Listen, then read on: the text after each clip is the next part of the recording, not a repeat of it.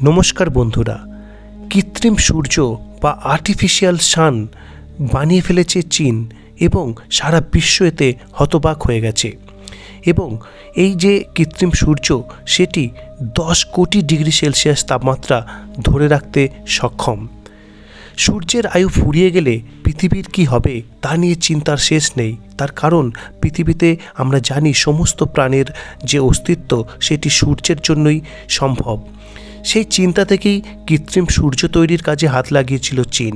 পাশাপাশি পরিবেশের ক্ষতি না করে লিমিটলেস কারেন্ট বা ইলেকট্রিসিটি তৈরির যে লক্ষ্যমাত্রা সেটিও তাদের ছিল। আর তাতেই এবার বড় সাফল্য অর্জন করলো তারা, কারণ তাদের তৈরি কৃত্রিম সূর্য 1000 সেকেন্ডেরও বেশি সময় ধরে প্লাজমা ধরে রাখতে সক্ষম হলো।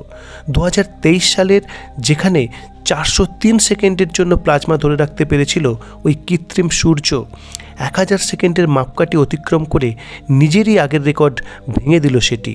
পদার্থের মোট 4টি অবস্থা রয়েছে: কঠিন তরল, গ্যাস এবং প্লাজমা। উষ্ণ আয়ন এবং ইলেকট্রন মিলেমিশেই প্লাজমা অবস্থা তৈরি হয়। পদার্থর প্লাজমা অবস্থায় থাকলে তা থেকে সবচেয়ে বেশি পরিমাণ শক্তি উৎপন্ন করা সম্ভব। কৃত্রিম সূর্য তৈরি করতে পরমাণুর ফিউশন ঘটিয়ে প্লাজমা থেকে শক্তি উৎপন্ন করতে উদ্যোগী হয় চীন, যা মোটেও সহজ কাজ নয়। কিন্তু সেই কাজেই বড় সাফল্য পেল তারা। চীনের এক্সপেরিমেন্টটা অ্যাডভান্সড সুপার কন্ডাক্টিং টোকামাক, যাকে সংক্ষেপে ইস্ট বলে ডাকা হয়।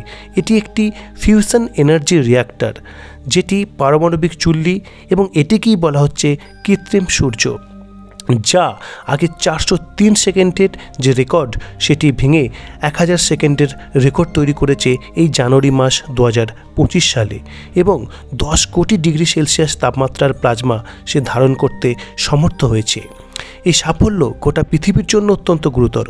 সুদূর ভবিষ্যতে যদি সূর্য নিভেও যায়, সেক্ষেত্রে বিকল্প ব্যবস্থা করা সম্ভব হবে। ঠিক সেরকমই বিদ্যুতের যে ঘাটতি সেটিও কিন্তু পূরণ করা সম্ভব হবে।